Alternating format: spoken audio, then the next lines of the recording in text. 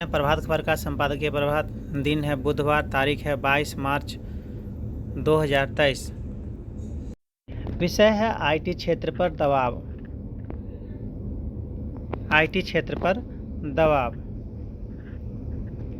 अनेक संकटों का सामना कर रही वैश्विक अर्थव्यवस्था के सामने कुछ अमेरिकी और यूरोपीय बैंकों के डूबने या मुश्किलें में आने के रूप में नई चिंता पैदा हो गई है। सिलिकॉन वैली बैंक,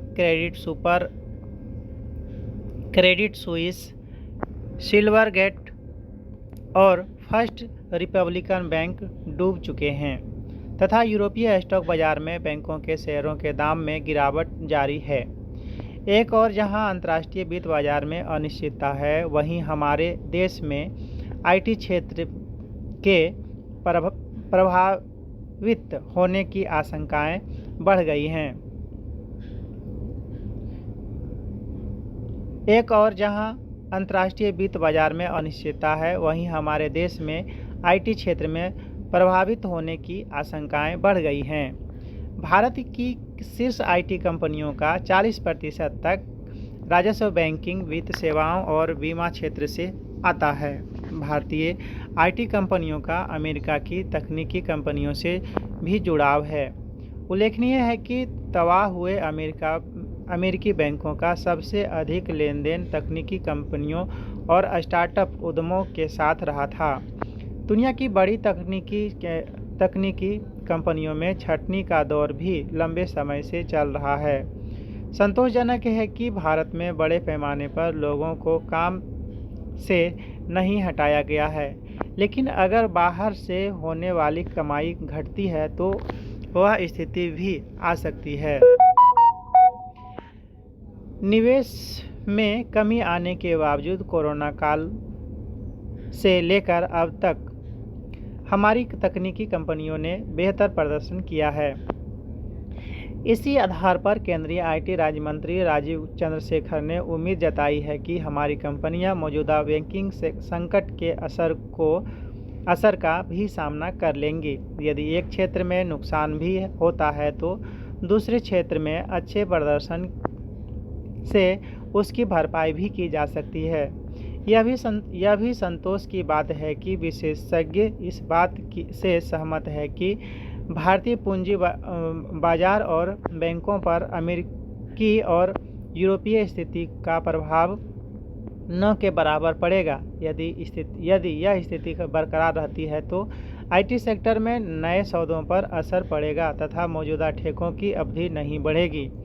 हालांकि इन बैंकों के डूबने का मुख्य कारण उनके प्रबंधन की खामियां हैं, लेकिन रूस यूक्रेन युद्ध तथा भू राजनीतिक तनावों में भी अन्य क्षेत्रों के साथ साथ बैंकों और आईटी सेक्टर पर दबाव बढ़ा दिया है। जानकारों का मानना है कि अर्थव्यवस्थाओं को संभालने की जो कोशिशें विभिन्न देशों के केंद्रीय बैंक कर रहे हैं, उससे स्थिति के जल्दी ही नियंत्रण में आने की आशा है। मौजूदा संकट 2008 के वित्तीय संकट जितना गंभीर भी नहीं है। भारतीय आईटी कंपनियों ने हाल के वर्षों में अफ्रीका, एशिया और लातिनी अमेरिका में नए बाजार भी खोले हैं। आने वाले समय में इन क्षेत्रों के साथ कारोबार बढ़ाने की संभावना है। घरेलू मांग में भी सुधार की उम्मीद है।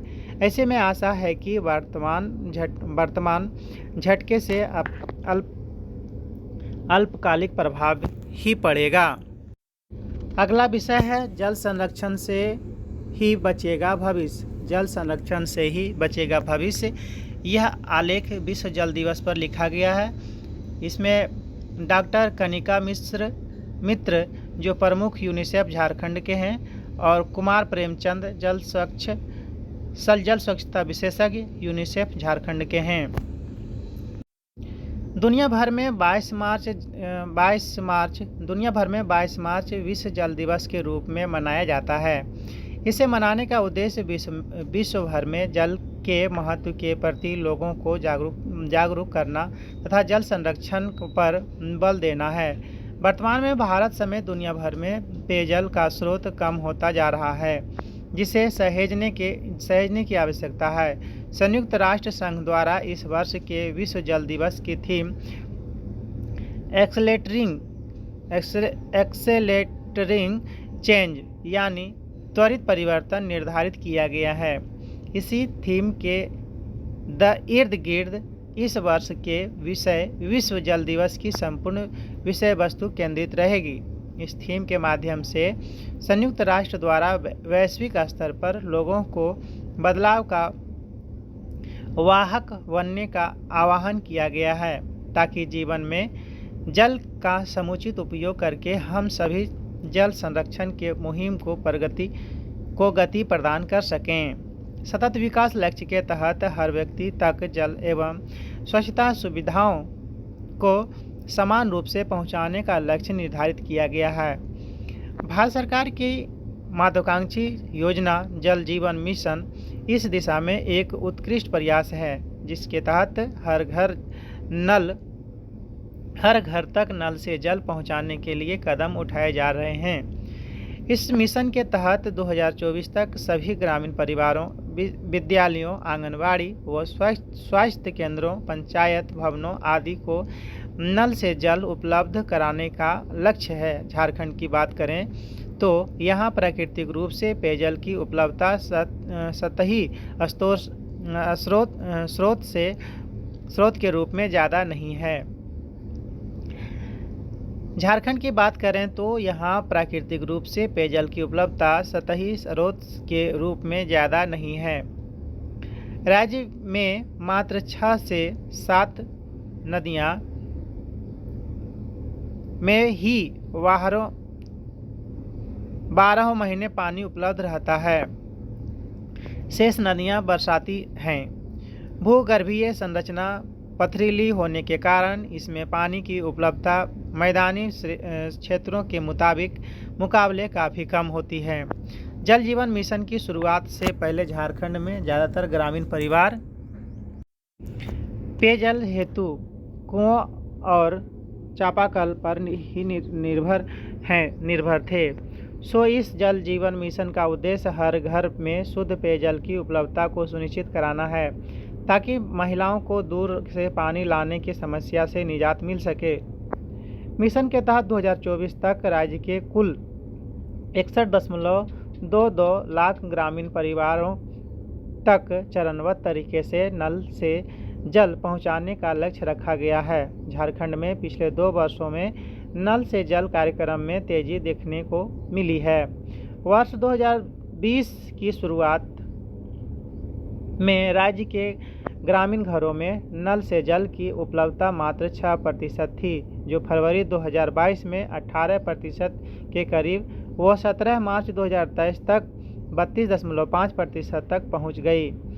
राज्य के 630 गांवों, 105 पंचायतों तथा 1 प्रखंड को 100% नल से जल कार्यक्रम के दायरे में लाया जा चुका है। वर्तमान में 502 बड़ी एवं 19,633 छोटी जलापूर्ति योजनाओं के जरिए गांवों के 19.85 लाख घरों में शुद्ध पेयजल उपलब्ध कराया जा रहा है।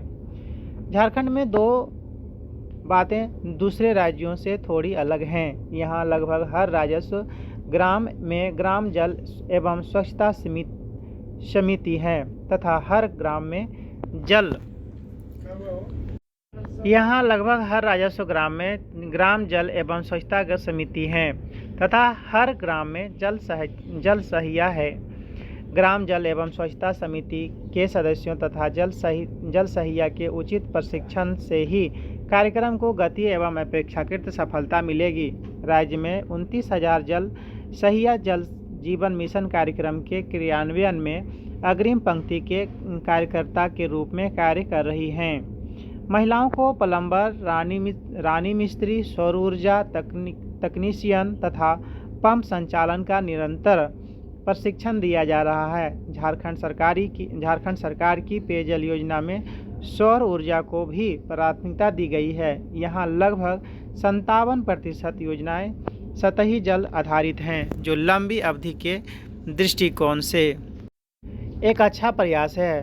जल गुणवत्ता सुनिश्चित करने के लिए भी समानांतर प्रयास किए जा रहे हैं। इसके अंतर्गत राज्य के प्रत्येक जिलों में उच्च स्तरीय सुविधाओं से युक्त जल प्रशिक्षण प्रयोगशालाओं की उपलब्धता को सुनिश्चित किए जाने का लक्ष्य निर्धारित किया गया है। ग्राम स्तर पर जल गुणवत्ता निगरानी और समुदाय को जागरूकता करने हेतु प्रचार प्रसार की विभिन्न गतिविधियों का संचालन किया जा रहा है। 12,000 से अधिक महिलाओं को फील्ड टेस्ट किट के माध्यम से जल गुणवत्ता की जांच करने के लिए प्रशिक्षित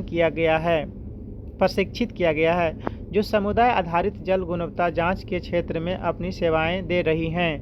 जल गुणवत्ता जांच प्रयोगशाला के कर्मचारियों, अधिकारियों तथा सामुदायिक स्तर पर कार्यरत फ्रंटलाइन वर्कर्स को भी प्रशिक्षित किया जा रहा है। साथ ही जल गुणवत्ता की जांच के लिए आधिकारिक लोगों को जागरूक करने के लिए सूचना, शिक्षा एवं संचार के माध्यम से प्रयास भी किए जा रहे हैं। जल जीवन मिशन के क्रियान्वयन की जिम्मेदारी सरकार या किसी विभाग की न होकर एक सामूहिक जिम्मेदारी है। इसमें सरकार के सभी विभागों, पंचायती राज संस्थानों, स्वयंसेवी संस्थाओं, युवा शक्ति एवं सहायता समूहों, ग्राम जल एवं स्वच्छता समिति, मीडिया, कॉरपोरेट घरानों, समुदाय आधारित संगठनों तथा राज्य में कार्य कर रही अंतर्राष्ट्रीय संस्थाओं की अहम भूमिका है। विश्व जल दिवस 2023 के थीम के अनुरूप लक्ष्य प्राप्ति में तीव्रता लाने के लिए अधिकाधिक जल जागरूकता एवं जल सहभागिता के साथ जल जीवन मिशन के लक्ष्य को प्राप्त करने के लिए निरंतर प्रयास किए जाने की आवश्यकता है। अगला है देश दुनिया से आर्टिकल है शांति के लिए कूटनीतिक प्रयास की जरूरत। चीन के सैन्य निर्माण का सामना करने के लिए सरकार ने ओकिनावा प्रांत में केंद्रित नानसेई द्वीपों पर नई रक्षा सुविधाएं स्थापित की हैं। साथ ही वह वहां दुश्मन के लक्ष्यों को भेदने में सक्षम लंबी दूरी की मिसाइलें को तैनात करने की तैयारी में भी है, पर सरकार इसमें शामिल जोखिम के बारे में स्थानीय समुदायों को स्पष्टीकरण देने का बहुत कम प्रयास कर रही है। उसका यह कदम न ही कूटनीति के माध्यम से युद्ध टालने, न ही स्थानीय निवासियों के जीवन की रक्षा के लिए गंभीर प्रयास कर रहा है। सरकार के इस रवैये से संदेह पैदा होता है कि क्या यह पहल वास्तव में इन द्वीपों पर रह रहे लोगों के जीवन और आजीविका की रक्षा करने में मदद करेगी।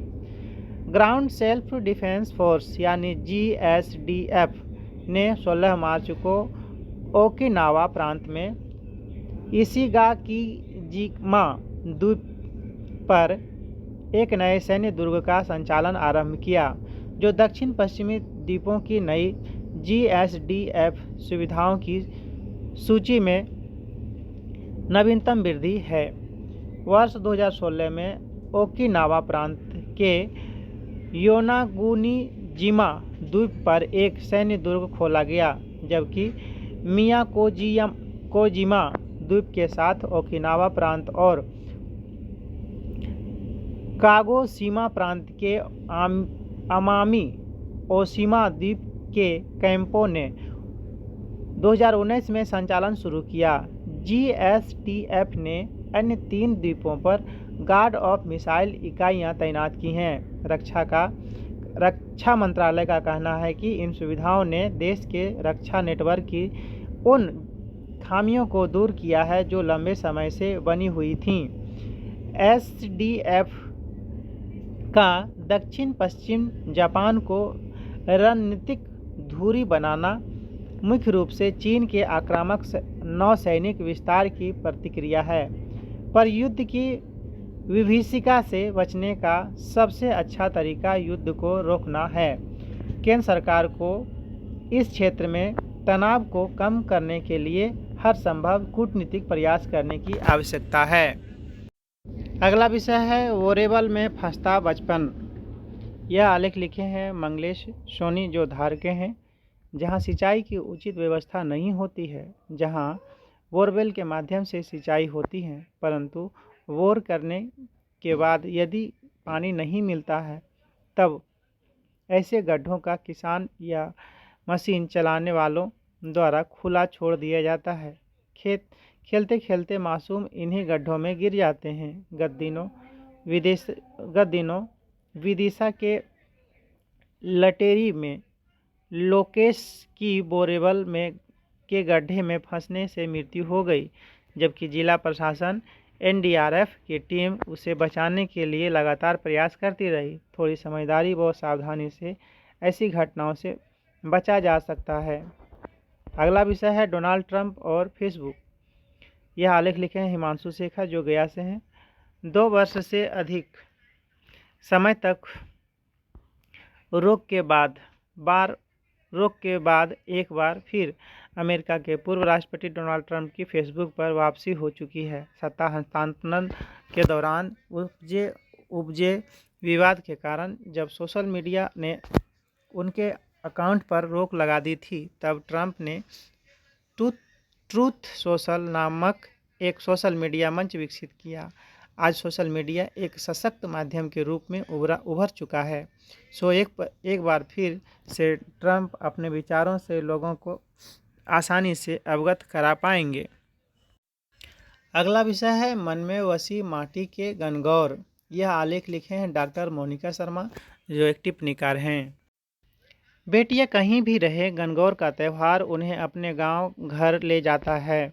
शिव पार्वती एक रूप में पूजी जाने वाली ईश्वर गौर की जोड़ी बचपन की पगडंडियों पर ले जाती हैं।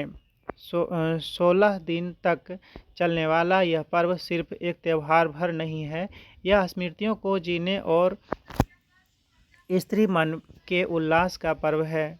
गणगौर स्त्रीत्व का उत्सव है, बहुबेटियों के मनुहार का त्यौहार है। यह महिलाओं को स्नेह और साथ की डोर में बांधने वाला पर्व भी है। माँ बेटी, ननद, भाभी, देवरानी, जेठानी ही नहीं, सखियों के आपसी जुड़ाव को भी स्नेह के रंग में रंगने वाला पर्व है। 16 दिन का ऐसा उत्सव जिसमें नारीत्व के रंग बिखेरते हैं। बहुबेटियां परंपराओं के आंगन में खुशियां भरे साथ को जीती हैं। होली के दूसरे दिन से ही हर घर में इस पर्व के रंग तो बिखेरते ही हैं, लोक गीत भी सुनाई देने लगते हैं। वसंत और फागुन की रुत में सजी श्रृंगरित धारित धरती और माटी के गणगौर का पूजन प्रकृति तथा स्त्री के उस मेल को बताता है जो जीवन को सृजन और उत्सव की उमंगों से जोड़ती हैं। बहुबेटियों के मनुहार की प्यारी रीत के साथ ईश्वर गौर यानी शिव पार्वती की पूजा, यह पर्व स्नेह और साथ की कुशल कामना से जुड़ा है। इसे शिव और गौरी की आराधना का पर्व भी कहा जाता है, जिसमें गण यानी शिव और गौर यानी पार्वती चैत्र पार्वती हैं। चैत्र महीने के शुक्ल पक्ष की तीज को अब आने वाले इस पर्व को केवल महिलाएं ही मनाती हैं। प्रार्थना भी लोक गीतों के जरिए ही की जाती है, इसलिए इसे लोक परंपरा का अनूठा त्यौहार माना जाता है। गणगौर के गीतों में स्त्री मन की हर उमंग, हर भाव को जगह मिलती है। भावों की मिठास और अपने की मनुहार लोकगीत पूजा के समय निभाई जाने वाली हर रीत को समेटे होते हैं। आज भागदौड़ भरी जिंदगी में जब त्यौहार और रीति रिवाज महज रस्म अदायगी बनकर रह गए हैं, हर वर्ष आने वाला गणगौर पर्व हमें लोक संस्कृति और परंपराओं से जोड़े रखने का पुल बना हुआ है। विवाह के बाद पहली गणगौर मनाने के लिए बेटियों का पीहर आना और सब कुछ भूल अपनी सखियों के संग खो जाना रिश्तों को नया जीवन दे जाता है। यह त्यौहार पूजा अर्चना के अलावा भी स्त्रीत्व के कई खुशहाल रंग समेटे हैं। मेल मिलाप, नृत्य संगीत और हंसी ठिठोली का सुंदर अवसर बनता है। ईसर गौर के पूजन के इन दिनों में महिलाएं उत्सवीय रंग में रंग जाती हैं, अपनी सखियों से मिलती हैं, सुख दुख साझा करती हैं। विवाह के बाद मायके और अपनों से दूर दोस्ती के रिश्ते को भूल चुकी बेटियों के लिए गणगौर का त्यौहार बचपन की सखियों का संग सुखद पल बिताने की सौगात लाता है। अगला विषय है भक्ति ही एकमात्र मार्ग। मानव अस्तित्व त्रिपक्षीय है, भौतिक, मानसिक और आध्यात्मिक।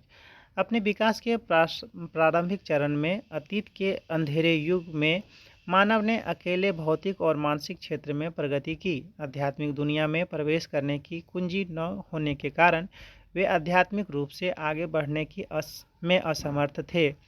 मानव संरचना में रूपात्मक परिवर्तन अभी भी हो रहे हैं और भविष्य में भी होंगे। मनुष्य भविष्य में ऐसे उल्लेखनीय परिवर्तनों से गुजरेगा कि वे आज के लोगों के लिए लगभग अपरिचित होंगे। हम यह नहीं कह सकते हैं कि उन आरंभिक मनुष्य ने वास्तव में कोई महत्वपूर्ण आध्यात्मिक प्रगति की थी। हालांकि उन्होंने जो भी उन्नति की वह किसी भी तरह से महत्वहीन नहीं थी, पर उनका कोई पूर्ण महत्व नहीं था, लेकिन महत्वपूर्ण सापेक्ष महत्व था। इस परिवर्तन को कर्मयोग कहा जाता है। मानसिक जगत में परिवर्तन कैसे आएगा? जब मानव ने मन के विकास के लिए भौतिक दुनिया और मानसिक क्षेत्र में खामियों के खिलाफ लड़ाई शुरू की तो मानसिक परिवर्तन होने लगे। यह लड़ाई अभी भी जारी है और आगे भी जारी रहेगा। मानव प्रगति के पथ पर इस चरण को ज्ञान योग कहा जा सकता है। यह एक बदलाव भी है, पूर्ण महत्व का नहीं बल्कि सापेक्ष महत्व का। उन शुरुआती दिनों में लोगों ने देखा कि भौतिक दुनिया की तुलना में मानसिक दुनिया में अधिक खामियां थी। कुछ अधिक बुद्धिमान मनुष्यों ने महसूस किया कि सीमित दिमाग वाले व्यक्ति के लिए अकेले संघर्ष करना संभव नहीं है। अगर किसी के वापस व्यक्तिगत लड़ाई के लिए सराहनीय होती तो उसे पूर्णता के चरम बिंदु तक पहुंचने में सैकड़ों वर्ष लग जाते हैं। कोई भी इंसान इतना लंबा इंतजार नहीं कर सकता। जब अतीत में मनुष्य ने महसूस किया कि कर्मयोग और ज्ञान योग उन्हें सच्ची प्रगति प्राप्त करने में मदद नहीं करेंगे तो उन्होंने गले लगा लिया। भक्ति योग को